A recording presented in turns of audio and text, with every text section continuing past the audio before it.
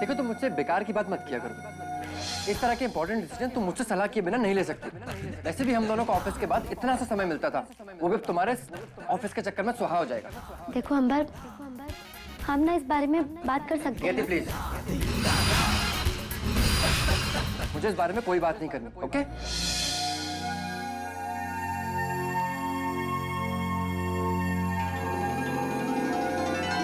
चाय चाय चाय चाय वाला मसालेदार चाय, बढ़िया टी।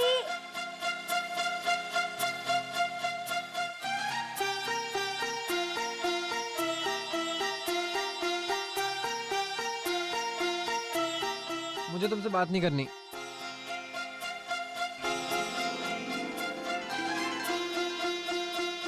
अच्छा,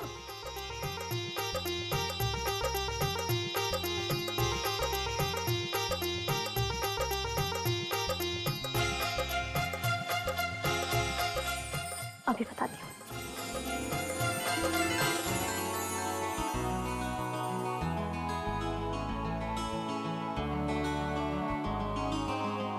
क्या है ये, कोई तरीका है जगाने का? वाह वाह वाह,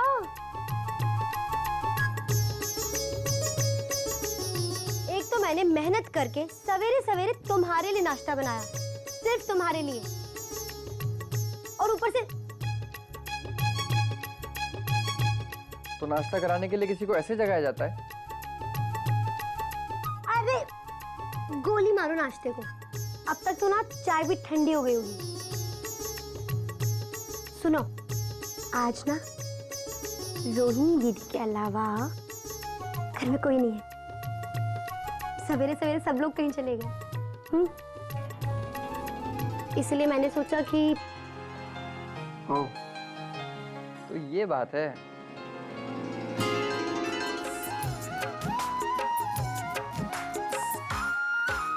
चाय चाय चाय चाय मारो चाय को। चोरी चोरी आंखों से आंखों का मिलना,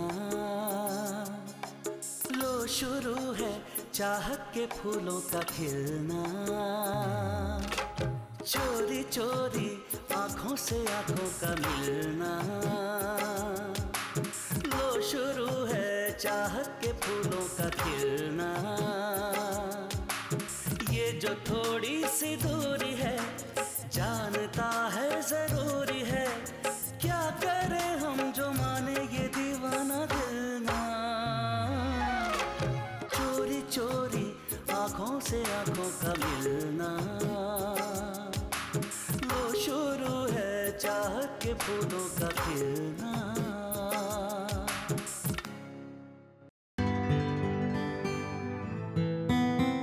हाँ, वो जोधपुरी वाला साथ में दे दो। ठीक से लगाओ। और यहाँ पर जितना स्टॉक है ना सारा लगा दो।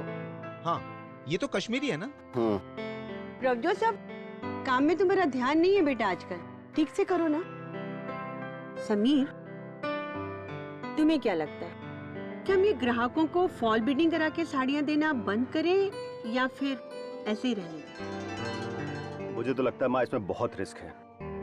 जो पिछली बार हुआ है वो इस बार भी हो सकता है। लेकिन माँ, ये भी बात सच है कि फॉल बीडिंग वाली साड़ियाँ में मुनाफा बहुत दे रही हैं। तो अगर हम थोड़ा सा भी रिस्क लेकर ये फॉल बीडिंग वाला काम जारी रखते हैं तो अच्छा रहेगा।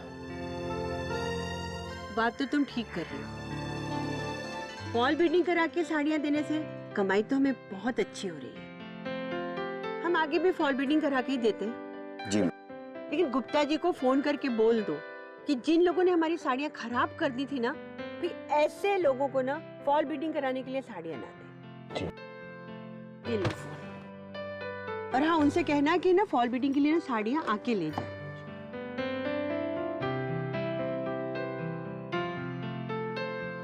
हेलो गुप्ता जी, समीर बोल रहा हूँ रौनक साड़ी से। अंबर, आज लंच तुम्हारे मनपसंद का है। अच्छा, क्या है इसमें? सरप्राइज। कहीं तुम्हारे ब्रेकफास्ट जैसा सरप्राइज तो नहीं है? फिर तो मुझे घर आके ही खाना पड़ेगा। अंबर, चलो जाओ, तुम्हें देर नहीं हो रही क्या? अरे हाँ यार, चलो ना मैं तुम्हें छोड़ देता हूँ। मैं चली जाऊंगी अंबर। मुझे ना किचन में रोहिणी दीदी की हेल्प करनी है। आजकल ऑफिस से इतनी देर से आती हूँ कि शाम को तो आके कुछ काम ही नहीं करा पाती। तो मिलने तो आ रही हो ना लंच पे? सॉरी अंबर, आज ऑफिस में ही लंच कर लूं। ऑफिस में बहुत काम आया हुआ है सच्ची।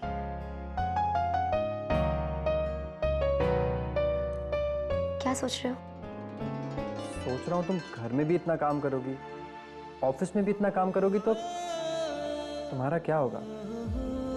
तुम ना ऑफिस में कुछ भी कमिट करने से पहले एक बार मुझसे पूछ लिया करो। मुझे भी तुम्हारा साथ चाहिए ना।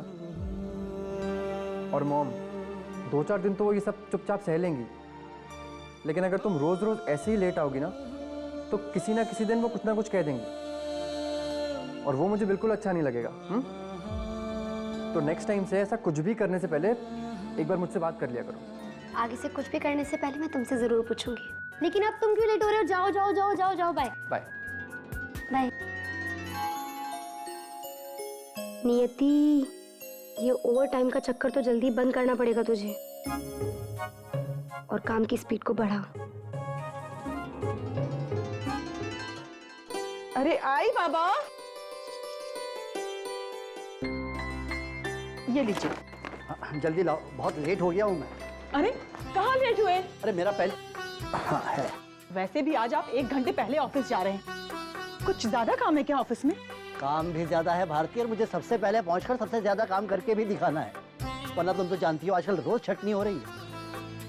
अरे लेकिन क्या नौकरी के लिए कोई इंसान अपनी जान दे देता है? हाँ, नौकरी नौकरी होती है भारती, उसके लिए जितना भी करो ना कम है।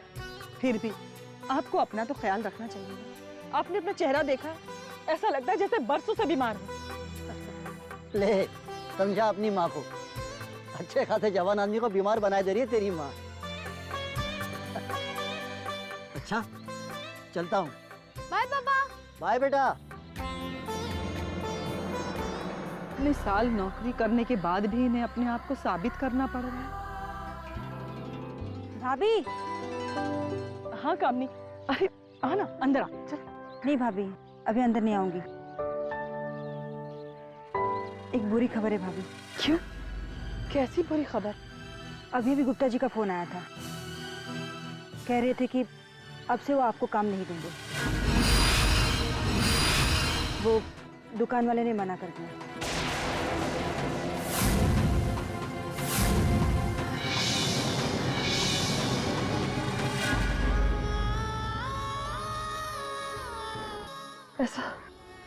ऐसा कैसे हो सकता है?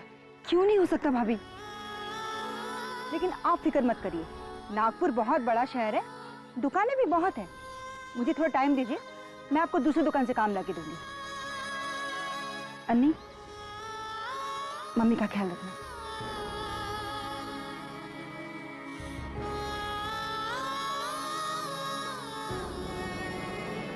मैंने कामनी के सामने कुछ नहीं कहा क्योंकि पता नहीं वो क्या सोचेगी, लेकिन ऐसा कैसे हो सकता है? वो दुकान वाले मुझे काम देने से कैसे मना कर सकते हैं? वो दुकान तो मेरे समधी जी का है और दिव्यानी जी का तो दिल इतना बड़ा है कि मुझसे इतनी बड़ी गलती हो गई, लेकिन फिर भी उन्होंने बगैर कुछ जताए भी मुझे माफ कर दिया। नहीं बेटा, जरूर कुछ गलतफहमी हुई है। पर कैसी गलतफहमी मम्मी? पता नहीं, ये तो मैं दिव्यानी जी से बात करके बताऊंगी। ये गुप्ता जी को कुछ भी बोलने दो। अरे हम समधियों के बीच में ये कॉन्ट्रैक्टरों का क्या काम? हाँ,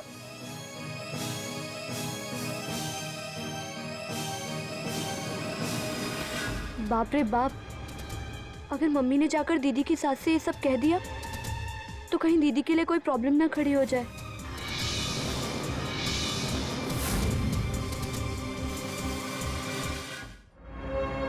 मम्मी इतनी जल्दी क्या है उनसे बात करने की?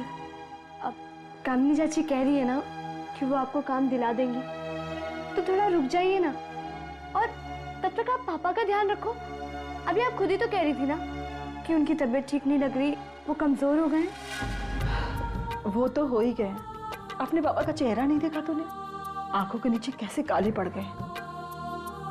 तो इसीलिए तो कह रही हूँ कि थोड़े दिन पापा का ध्यान रखो ना, और फिर अगर बाद में कामिनी चाची काम नहीं दिला पाई तो फिर बाद में सोचेंगे। हाँ, शायद तू सही कह रही है। अरे मेरी दाल जल गई। लगता है मुझे दीदी को सब कुछ बताना होगा अभी।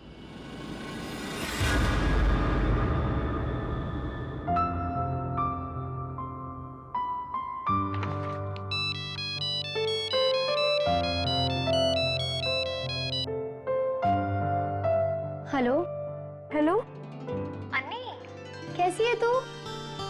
और इतना शोर कहाँ से आ रहा है? अरे वो दीदी बाहर पीसीओ से फोन कर रही हूँ ना, मोबाइल तो पापा ऑफिस ले गए इसलिए। अरे वो दीदी तुझसे कुछ अर्जेंट बात करनी थी।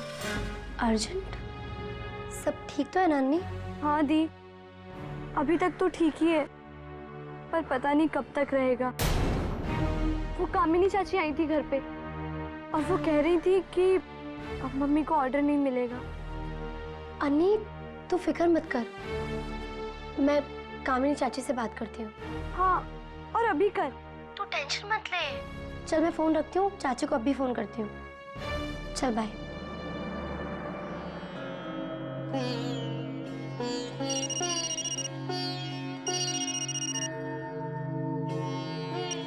हेलो, कामिनी चाची, नियति बोल रही हूँ। अरे नियति बेटा, कैसी है? आज चाची की याद कैसे आई? मम्मी की फिक्र से याद किया चाची आपको। आपने मम्मी को ऐसा कहा कि दुकान वालों ने फॉल बिल्डिंग का काम देने से मना कर दिया है। हाँ, उस कॉन्ट्रैक्टर गुप्ता जी ने ही तो कहा था ऐसा कहने को। अब उस कॉन्ट्रैक्टर को थोड़ी ना पता था बेटा कि तेरी मम्मी और दुकान की मालकिन समधन है। अगर मैं उसे बता देती तो सारा भांडा वही फूट जाता, वो जाके तेरे सास से ना कह देता। सही कह रही हैं आप। इसलिए मैंने यही ठीक समझा कि तेरी मम्मी से मैं यही कहूँ कि कॉन्ट्रैक्टर ने ऐसा कहा, ताकि बात वहीं की वहीं रह जाए, तेरी सास तक ना पहुँचे। लेकिन मम्मी को तो गुप्ता जी पहले ही दुकान का नाम बता चुके हैं चाची। मम्मी को लगता है कि उनकी समधन ने उनका हर जाना माफ किया है, इसीलिए वो हैरान है कि अब उन्हें काम क्यों नहीं दिया जा रहा है। चाची, अन्नी का फोन आया था, वो बता रही थी कि मम्मी तो सीधा मम्मी जी से बात करने की सोच रही हैं। सॉरी बेटा, मुझसे बहुत बड़ी गलती हो गई। अब क्या होगा? पता नहीं चाची, सोचना पड़ेगा।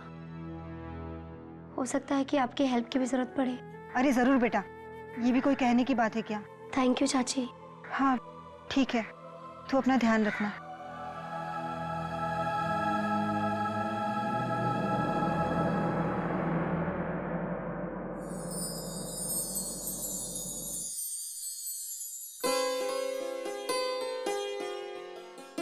बड़ी, अरे तुम अकेले कर रही हो? छोटी नहीं आई अब तक? बस माँ जी वो आती ही होगी।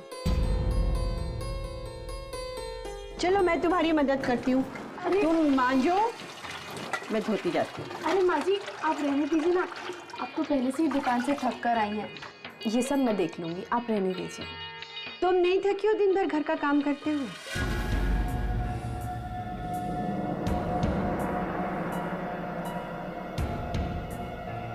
बाहर का काम जो तुम दिन भर घर में काम करती हो ना, उसके आगे कुछ भी नहीं। अरे बाहर का काम होता ही क्या है, बस 7-8 घंटे काम करो और आ जाओ। और फिर ढेर सारी छुट्टियां और तनख्वाह करो, वो अलग। लेकिन घर का काम 365 दिन और 24 घंटे का है, इसमें कभी कोई छुट्टी नहीं मिलती और ना तनख्वाह मिलती है। लेकिन मेरी नजर में एक औरत के लिए यही सबसे बड़ा काम है।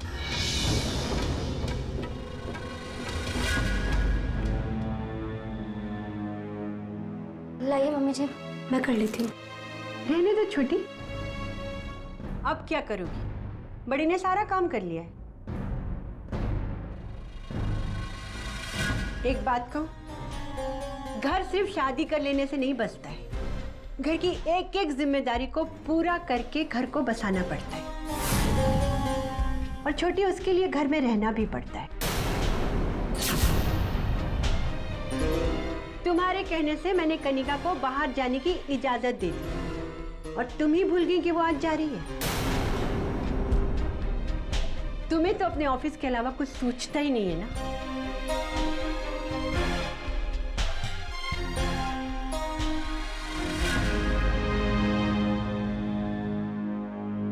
देखो ना दीदी, कितनी भुलक्कड़ हूं मैं। कितनी इंपॉर्टेंट बात थी वो भूल गई। कन्नू को कितना बुरा लगा होगा ना। मैं हुई डांट खाने लायक। अरे अरे, कहाँ जा रही हो तुम? कन्नू से मिलने। उसे जाने में टाइम है नियति। ये उसे छोड़ने जाने वाले हैं, इसलिए बाइक में पेट्रोल भरवाने गए हैं। तब तक तुम कुछ खा लो। नहीं दीदी, पहले कन्नू से मिल लो, उसे सॉरी कह दो, उसके जाने के बाद ही कुछ खाऊंगी। ठीक है, मैं भी आती हूँ। अरे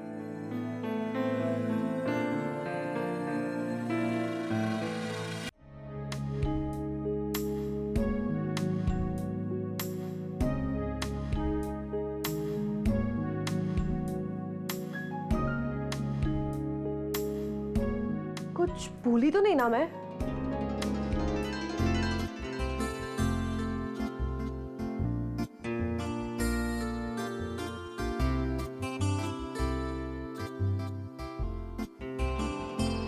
कनिका, कन्नू तैयार हो गई? भाभी, आप अभी आ रही हो? सॉरी कन्नू, सॉरी। सॉरी से कुछ नहीं चलेगा, मैं आपसे नाराज हूँ। अच्छा, ज्यादा नाराज थोड़ी है। भाभी, आप भी ना, एक तो लेट आते हो और ऊपर से स्माइल करते हो। पता है, मैं शाम से आपका वेट कर रही हूँ। आई नो, लेकिन क्या करूँ, ऑफिस है ना, इतना सारा काम था कि मैं भूल ही गई। अपनी भाभी को माफ नहीं करोगी? चलो, माफ कर दिया। पता है भाभी, मैं तो आपको थैंक यू करने के लिए आपका वेट कर रही थी। अगर आपने माँ को नहीं समझा होता ना, तो वो मुझे भेजती थोड़ी। इसलिए भाभी, thank you so much. Most welcome. Kannu, लेकिन एक बात बोलूंगी, इस बार कोई नादानी मत करना। कन्नू, इस बार तुमको मम्मी जी का भरोसा और दिल दोनों जीतना है। इसलिए कोई भी ऐसा काम मत करना जिससे मम्मी जी का भरोसा टूट जाए और तुम्हारी मेरी इस घर की रेपुटेशन पर जरा सी भी आंच आए। तुम समझ रही हो ना कन्नू, मैं क्या कह रही हूँ? हाँ बोलो ना। भाभी, मुझे आपसे कुछ कहना था। मैंने सोचा कि अभी ये बात बता दूं ताकि बाद में ये ना लगे कि अरे कन्नू, ये लो, तुम लोग यहाँ खड़े होके बातें करो, नीचे तुम्हारे भैया इंतजार कर रहे हैं। चलो। हाँ हाँ चलो। क्या कह रही थी तुम? वो आकर बताती हूँ ना। कन्नू चलो, भैया बोल रहे थे बस निकल जाएगी, चलो।